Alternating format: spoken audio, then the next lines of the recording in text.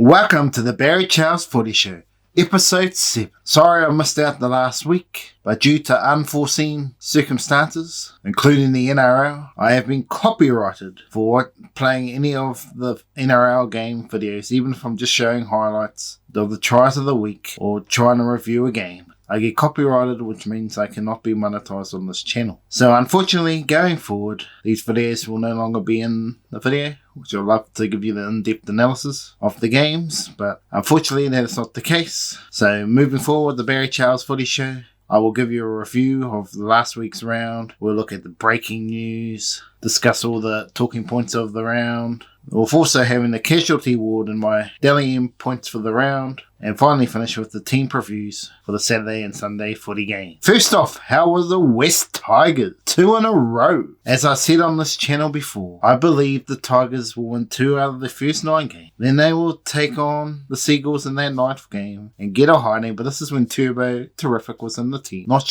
so sure now that's going to be a hiding score now. But they should still win the Seagulls. And Michael Maguire will get sacked. But looks like that will be delayed till later in the season. Because the only way he'll survive as if they made the top 8, but I can't see that happening. But the last couple of weeks, Luke Brooks has seemed more like a relaxed man, doing what he needs to do on the field, running the ball. With Jackson Hastings running the helm, seems to have relaxed him. But will it continue long term? Now what happens with Adam Dewey? Where does he come into this equation? Because he was going to play number 6. Is he going to stay there? What does that mean? Luke Brooks gets dropped? The $1 million man just about? Or do we put him in the centres where he used to play? Or where I think he probably will end up at lock, that ball playing lock out the back, the linking man. He could be the next Isaiah. But I'm not convinced that the Tigers are going to make it 3 in a row. Hopefully they prove me wrong. Well, how about Talakai? He absolutely nailed it last week against Manly. That 40 minutes display was outstanding. The most I've seen a player dominate a game since back in the day when Jared Hayne carved up for weeks on end before the 2009 Grand Final. Or Brad Fittler's second half display after he got nearly knocked out by Richard Villasante's hit. He just went berserk the last 20 odd minutes of the game. But getting back to Talakai, after a brilliant performance last week, the game on Thursday, total opposite, absolutely outclassed by Contoni Stagg. They kept him quiet, they pushed up in defence, and that's probably what you got to do against Talakai. But he showed it. Still, he made a few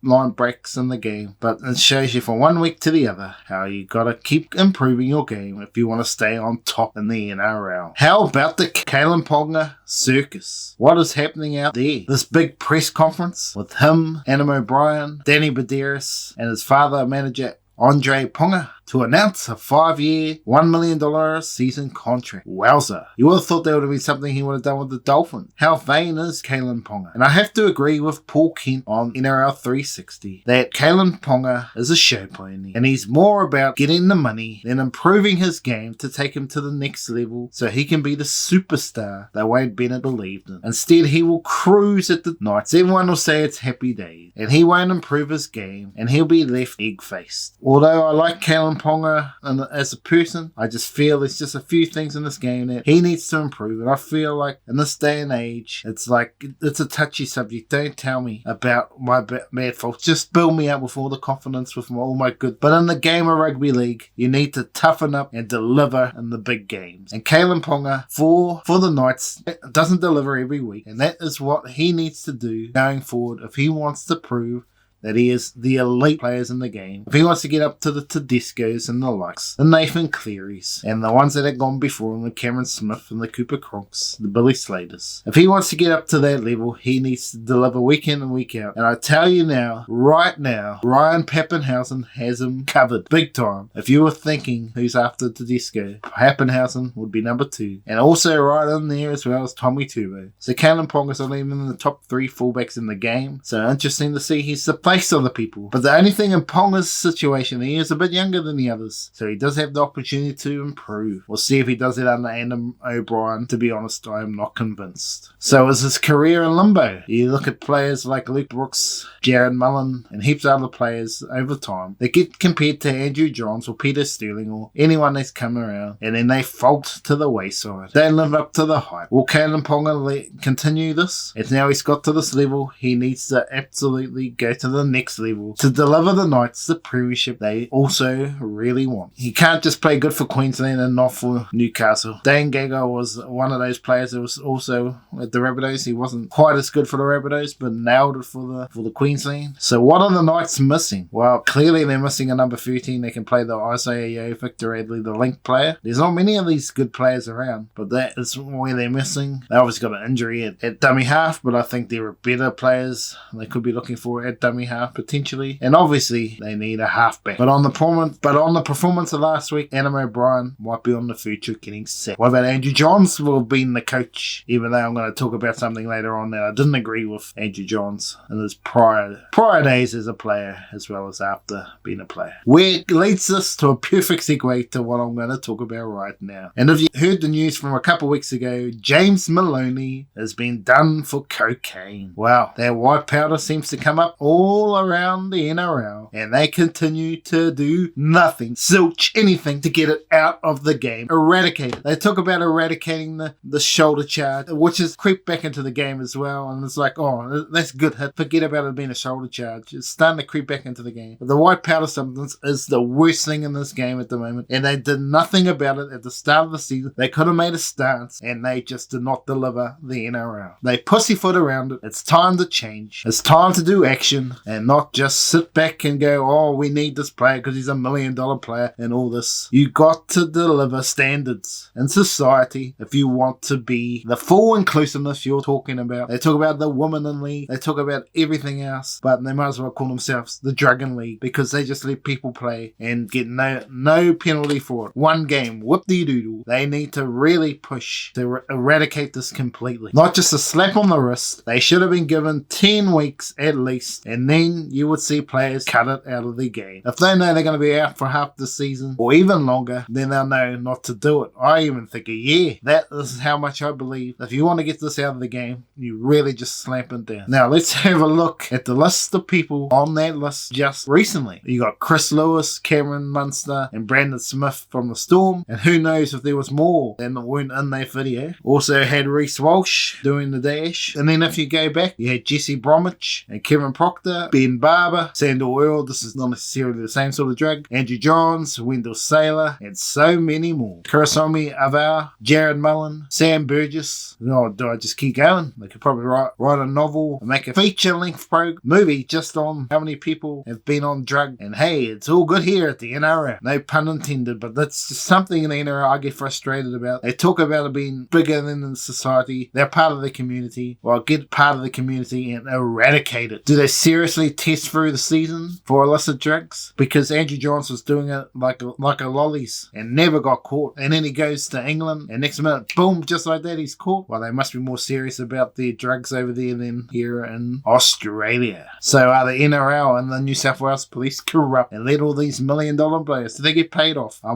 You might think I'm joking, but possibly is this just the truth? No, yeah, we'll just give them a little slap on the wrist, go and carry on, mate, until it's too late and they wipe themselves out. But getting back positive news, the representative rounds coming up in New Zealand first Tonga. Oh, you look at that wave of red coming around New Zealand coming up. That will be outstanding to watch for all the New Zealand and Tongan fans out there. But I personally would love to see an under 25 New Zealand versus Australia. The up and coming stars of the game. They're not quite into the state of origin level yet or the test arena, but have the opportunity to play for their country and show their talents off. I'm going to list just a few players. Some of them might make the team this year, but you're looking at players like Katoni Stagg, Selwyn Cobbo, Bradman Best, Rocco Berry, Dane Laurie, Reece Walsh, just to name a few. How exciting would that be? You could even have a Queensland versus New South Wales old boys competition. Oh, have it, and even a New Zealand versus Australia if you want to go that far. Imagine seeing players like Wendell Saylor, Steve Menzies, Cameron Smith, Billy Slater, Jonathan Thurston, Andrew Johns, Mark Gesner. Then if you want to add the Kiwis, you could have Mark Graham, Tyrone Smith, this is probably going way back, Ruben Wiki, other players from Australia like Steve Price, Petro Sivanasiva. Look at all these players they could be playing. It would be amazing television to have all this on the TV. Now let's get to one of the worst teams of last round, the Warriors. How pathetic was that second half? To be honest, they were very good in the first half, but the second half, they just got all lost like a deer in the head. And I'm gonna just about say it now. That result may have cost them a top 8 spot. They might be in the hunt, but they're 4 again could come in costly at the end of the season. Now, what does Nathan Brown do? I'm not sure he is the man to deliver what the Warriors need. And they had the opportunities to get some better coaches, but for whatever reason, they have gone with Nathan Brown, who says all the right things, but if you look at his percentage, it's just as bad as Cooney's, and 42% is not good enough for the NRL, and it's not going to win you a premiership, so why would you even go down that train? And the way they just gave up in the second half just shows that Nathan Brown has not got this team steeled enough to be a premiership force. On paper, they look like a team that could make the top 8. They may be just a couple players away from being a real good top 8 team, but they're just missing their little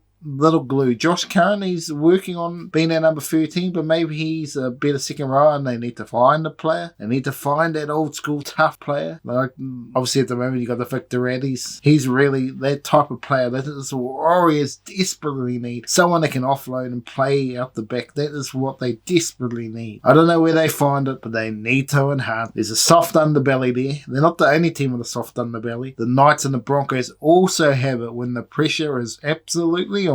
They can crumble and give away like 30 points within 10 minutes or so. Now, getting to a player, how about Cody Walker? Well, he is just absolutely not delivering for the Rabbitohs. And without Adam Reynolds and Wayne Bennett, he looks like a false messiah who's looking to crawl up and not play again. So what can they do? What would you do if I was Cody Walker? I'll be trying to get a release, join back up with the Brisbane Broncos to be with Adam Reynolds. And also the other option is to go to the Melbourne Storm. Cameron Munster, you'd get Cody Walker for half the price of Cameron Munster, I believe, or pretty close. And then Cameron Munster will end up at the Dolphins. Otherwise, the other option is to go back to Wayne Bennett, but I just can't see the match of Cody Walker going there unless they could find a dominant 7. But it looks like they're gonna have to try and sign Cameron Munster. So I think that'll be the case. Cameron Munster to the Dolphins. I think that's going to be the case with possibly Reece Walsh. But Cody Walker could be a backup plan if Cameron Munster re-signed. But that's a long way away from happening. How about getting off Sam Walker's back? He is so young and he's still delivering some good footy. Yes, he's got to improve his defence, but that'll come with time. Now, I still think Sam Walker should be halfback and Luke Keary should be 6. But there's no doubt there's a bit of a Cooper Cronk effect that is still affecting the Roosters to this day because they haven't got anywhere near the promised land since. Now, Luke Keary is not a Cooper Cronk player, but maybe he could work himself into it, but it might take a year or two. He's been so used to being off the cuff, and now he's got to try and be the dominant, kick into the corners like Adam Reynolds. It's not quite his game. He'll need to find the day of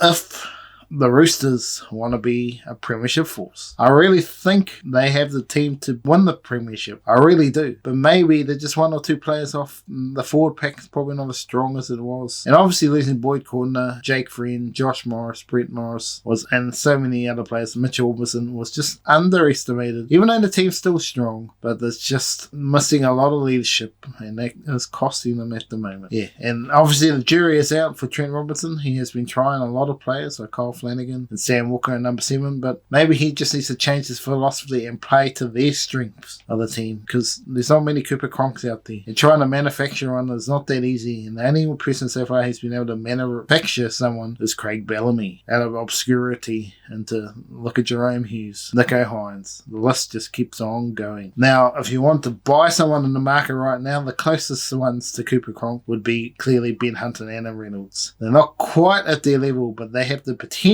to go to their level under the right coach. Now, Sam Walker, to me, on his ability, he could be an immortal. He plays a bit like Alfie Langer and Cliff Lyons, as well as the Andrew Johns, Benji Marshall magic. Now, if he's given the right opportunities from Trent Robinson here, and just be free, let him play his game, he will win you so many matches. But if they try to get him into the Cooper Cronk field, look out. Disappointing, and Sam Walker will be out the back door to the Super League. He's a very good player, and I expect Sam Walker to be an immortal. While that's having a look at all the news, let's have a look at the casualty war. While the Knights can't take a trick, Dane Gagai is out for a month, and Hymel Hunt could be out for the season. It's not looking good for you Knights fans. Jack Bird was named, but this is suspected broken arm, which would keep him out of the game, and Jaden Sewer is also out. So the Dragons are starting to lose some troops. The Manly prop stocks are gone down to virtually zero, just with Andrew Davey and Paseka both being injured in the game last week. It's not looking good for the Manly fans in the forward pack. And then the Warriors have a double blow with Dallin, Waitini, Selesniak, and Josh Curran both been ruled out. Will make it tough for them, the Warriors, against the Raiders, who both teams are on must-win territory. Well, it's that time of the night all day that we look at the Barry Charles Footy Show's Dally M points of the round. Well, obviously, because we missed last week, we're going to have to look at round 6. And while this was a tough round, you could have had plenty of points here, but Cameron Munster, for me, gets the 3 points. He was just outstanding. Masterclass showing why he's worth more than what they're offering him at the Storm, even with the drug scandal. 2, Damien Cook, well, it's only the Bulldogs, but it was a convincing 3 tries to him. They had to get some points this round. And Jackson Hastings getting the Tigers their first win of the season just had to happen. Now, round 7, probably the best individual performance. Whether it was an 80-minute game, I'm not sure. It was definitely one of the greatest 40-minutes games. Siosifa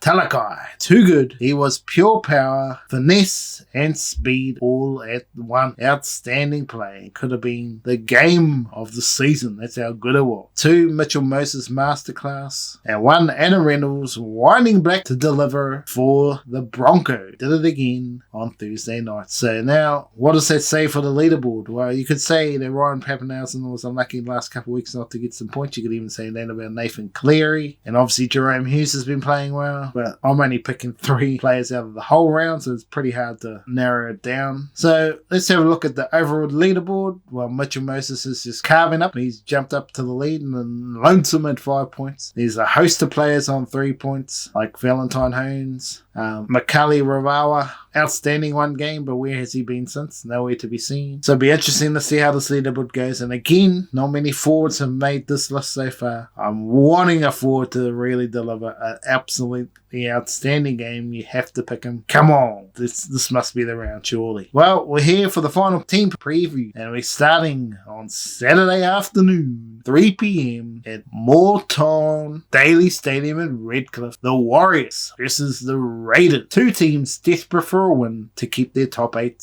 credentials alive. Let's first look at the home team. Reece Walsh at fullback, outstanding. Rocco Berry finally back in the team with Viliami Vele. Again, 2 players that haven't really been playing much wing. Interesting to see if they handled playing on the wing. Jesse Arthurs has been a revelation for the Warriors. Adam Pompey, he's in the side for now. Chanel, Harris DeVito, and Sean Johnson to me are similar type players, which is just detrimenting to the Warriors. Sean Johnson again is a similar role here. He's trying to play halfback, but he just doesn't seem to get it right half of the time. Sometimes he can be their general, but it's just not consistently. And Fanua Blake, I still think he needs to go to another level. And Matt Lodge as well. They really are the leaders of this forward pack, and they need to show it. Wade Egan, he's played good in patches, but I'm just not convinced he is the player that is going to win you a premiership. Ewan Aiken, he's been a little bit quiet of late. Does he need to go in the centre? That is the question for me. I think they got enough cover in the second row that he could easily go there, and they could have Katoa starting. That's, to me personally, that's what I would be doing. And you got Bailey Sterling and Jazz Tavaga. He needs to cut out some of the rubbish in this game to improve himself. But obviously he's a good chance here. And then the bench here of Otolo, Bunty Afoa, Katoa, and Jack Murchie. But there's big talks here that Ben Murdoch-Masila will be in the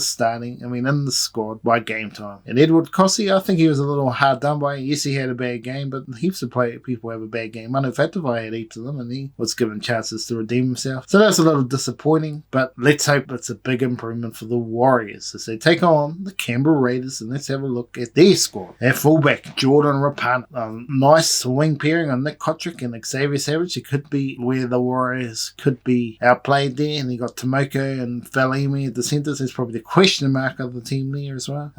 Jack Whiten and Brad Snyder. I don't think Brad Snyder has really done much, but he's still in the team. Josh Papali and Joseph Tapane's improved this season. Tom Starling, while he needs a little bit more razzle-dazzle, a bit like Damien Cook, he goes a little bit in and out of games. They need a bit more out of him. Hudson Young and Elliot Whitehead. And on the bench, you got Ryan Sutton getting a bit more game time. I'll expect improvement from him. Chance Nickel Klokstad. Ryan Sutton's playing lock, sorry. Corey Hauerianara. Adam Elliott, Corey Hosberg. Harry Rushton got his first game. Can he get another game this week? I hope so. He really should get another game for mine. Well, this is a game really. The Raiders could easily bounce back and win, and the Warriors are looking for the bounce bounce back factor too. Who's going to do it? Well, to me, just on what I've seen, there's a little bit of question marks here in the backline. That's going to be the key. I'm going to say the Warriors are going to win, but that backline is very concerning for mine. But I'll put the Warriors to win by 6. I think this is going to be a pretty close game. But anything can happen in this game, but I'm expecting a bounce back factor from the Warriors, and we'll see how this game goes. And let's head off to the second game on Saturday Night Footy, which is at Accor Stadium, Sydney Olympic Park, for the Canterbury Bankstown Bulldogs taking on the Sydney Roosters, the rivalry of the century. These two teams have had some ding-dong battles in the past. And let's look at Trent Barrett's Canterbury Bankstown Bulldogs squad. At fullback is Matt Duffy. He's found a little bit of form, or like trying to keep his career alive. I'm not sure he's going to get another contract, and he could be ending up in the Super. Brett Naden and Josh Adokar, the wingers. Aaron Shoup and Jake Gavarello, the centres. Matt Burton and Kyle Flanagan, the halves. They're looking a lot more settled there. Then you got Luke Thompson,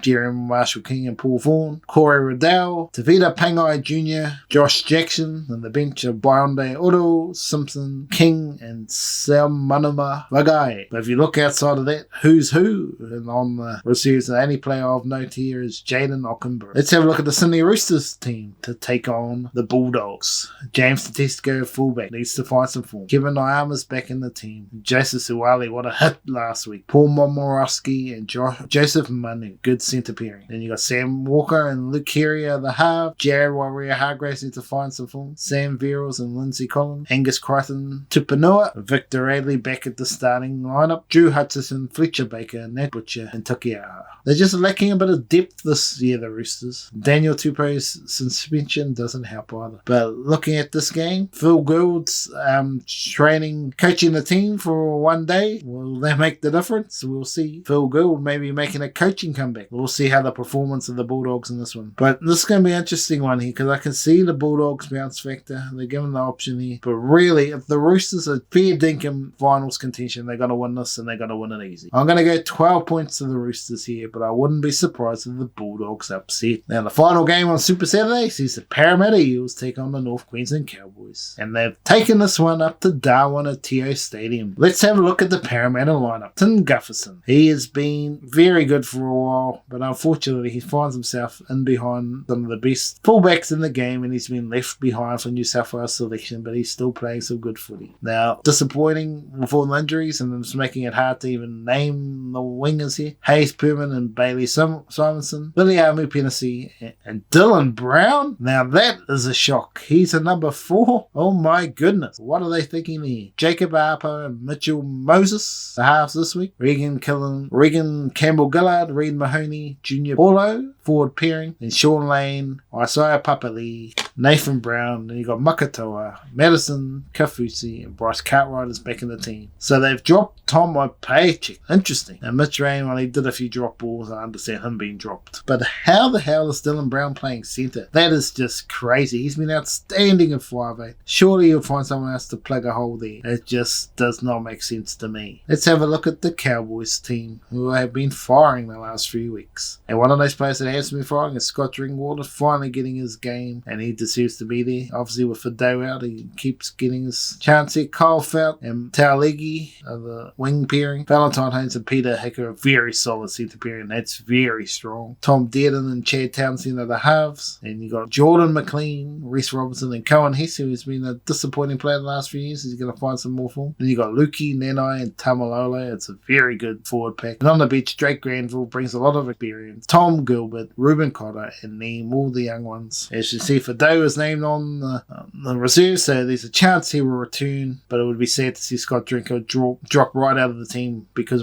he plays too well not to be in there. Newcastle Knights versus the Melbourne Storm here on Sunday, 1st of May 2022 at McDonald Jones Stadium in Newcastle. The Newcastle Knights were embarrassed last week. Can they deliver a bounce back? Let's have a look at the team. Kayln Ponga, fullback. Ejik Lee and Tuala, the wingers. Then Sasagi and Brandon Brandon Best, the centre pairing. Jake Clubfoot and Adam Clune are the half. David Klima, Chris Randall and Daniel Saifiti. Tyson Frizzell's having a season and a half. Brody Jones and Kurt Mann. Phoenix Crossland, Jacob Saifiti, Leo Thompson, and Sayasa Sue and Tex Hoy. What are you doing, Tex Hoy? If I was any other club, I'd be signing him up. He has some razzle-dazzle like Scott Drinkwater. I just don't understand why they're not picking him. Yeah, let's look at the Melbourne Storm team. It's just too good here. Ryan Pappenhausen, Nick Meaney, Xavier Coates, Ramus Smith, Justin Olam, Cameron Munster, Jerome Hughes of the house, and Jesse Bromwich. Look at this team. Harry Grant, Nelson Da Silva, Solomona, Felice Kafusi, Kenny Bromwich, and Josh King. On the bench here, we've got two hookers and Brandon Smith and Tyrone Wishart, Trent Laurier, Tipura Moroa.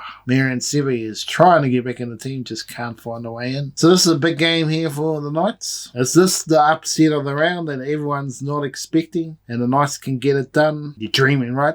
Anything can happen in the NRL, but for me, the Storm will continue on their winning way. I think the Knights will show a bit more resolve, but Melbourne Storm will run them over and win by 18. Now going to the final game, and this is a grudge matchup if you ever want one. The local derby, the St. George Illawarra Dragons taking on the West Tigers, which is a mix of Balmain and Western Suburbs, if you didn't know they're out there, you young kids out there. This will be played at Wynn Stadium at Wollongong. Let's have a look at the rampaging Dragons team first up. Moses Imbai. Well, will he stay there? There's going to be some interesting calls here later in the week. If Jack Bird's suspected broken arm, we'll see him move out. But anyway, getting back to the rest of the team, we've got Figai and Ravalawa and the wing pairing. Then you've got Moses Sully and Zach Lomax, the centre pairing. Jack Bird, I expect to drop out with Ben Hunt. Francis Molo, Andrew McCullough, George Burgess is finding a bit of form. The forward rotation. Then you've got Tarek Sims, Josh Maguire, and Jack the Bellum. That's just about the best forward pack in the comp at their best. Amone, I expect him to come in the number 6. Blake Lowry, Aaron Woods is returning, and Fumiona. But they're leaving out a few players here, like Tyrell Sloan and Cody Ramsey, who might be looking for other clubs. They're not getting game time. And with Jaden Sewell out, there's a big loss, but can the West Tigers find another way to win? With Dane Laurie out, they might be the end of the penny section here. Stafford Toa gets the chance here at fullback. Nofaluma and Momolo are the wingers. Garner and Gildart are the centres. Luke Brooks and Jackson Hastings are the halves pairing. James Tamau, Jacob Little and Zane Musgrove. Tuolagi, Leilua and Often Ngawi. It's not a bad forward pack. And then on the big young Jock Madden, Alex Twell, Thomas McCarley and Alex Safer. No room for Tyrone Peachy. He needs to get his act together, otherwise he is out the back door as well. Obviously the loss of Dane Laurie makes it hard for the Tigers, and to me, the horse that breaks the camel's back. And to me, this could be a grudge match, and I hope it is. But the Dragons with Ben Hunt there, I'm going to say going to get it done here by 13. I could be wrong, but we'll find out. Well, that's enough from here from me, Barry Charles, at the Barry Charles Footy Show. I hope you've enjoyed this new outlook on the show. Unfortunately, I can't show you all the clips like I would love to, but that has been taken away by the copywriters. But anyway, I hope you enjoy the footy, and we'll be back again next week to discuss it all again. Remember to subscribe to the channel and smash the like button. Take care out there, my friends.